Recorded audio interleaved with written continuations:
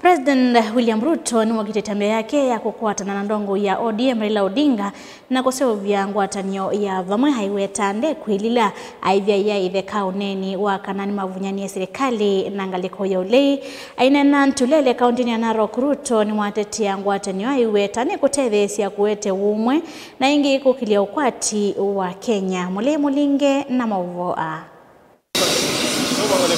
ainena kavinani kacha thecha uthaithi wa Pasaka wa Jumo kisioni cha Ntulele kauntini ya Narok. President William Ruto ni wawetande kuitia pole kwa uthukumi wake wa vakuvena mutongo wa chama cha ODM Raila Odinga na ngwatanio ila mamineta kuvanea aiweta ini nsikaunisia kuote umwe kumina ukabila na kuwekethia kwena mouo. I am proud that my friend Raila Odinga and myself and all our parties are working together because in there God will truly bless our nation. We are unapologetic, we are unashamed about uniting the people of Kenya because we know that we can go far, we can achieve much, and God is going to truly bless our nation as we go forward.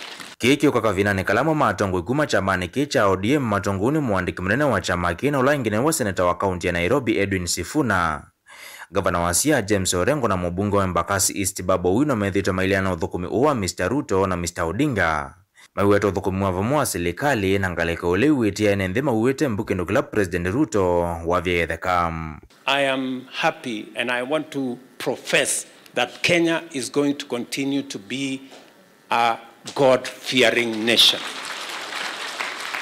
And the gates of hell cannot overcome this nation. Na wale wanataka kutuhubiria usaliti ati umoja ni usaliti, tunataka tuwaambie waende wasome Biblia. Where there is unity, God commands a blessing.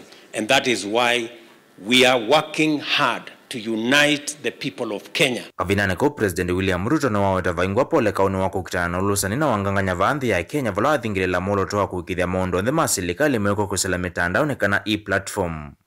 Nekana kuwete umili na udhi utomeine wako tiwa mwene ndhi. Rasilimali tuliopatiwa ya wananchi wa Kenya lazima itumike kwa njia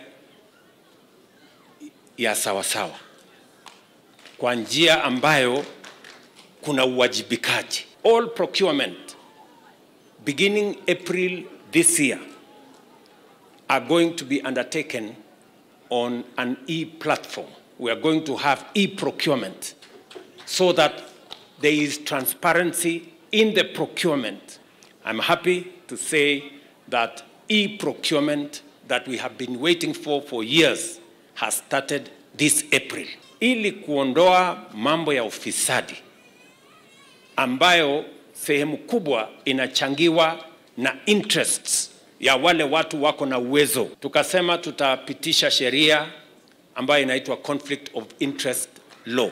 Na niliahidi bunge wakati huo ya kwamba wasipopitisha sheria ambayo inalingana na vile tulikubaliana na Wakenya, sheria ambayo itakomesha mambo ya ufisadi na mambo ya ubinafsi na mambo ya watu kutumia ofisi za serikali kujinufaisha wao wenyewe. Niliwaeleza wakati huo, msipopitisha hiyo sheria, mimi nitaweka vito ya hiyo sheria mpaka nipitishe sheria ambayo itakomesha ufisadi katika taifa letu la Kenya. Na kwa wiki 3 zijazo bunge lazima ipitishe sheria vile nimependekeza.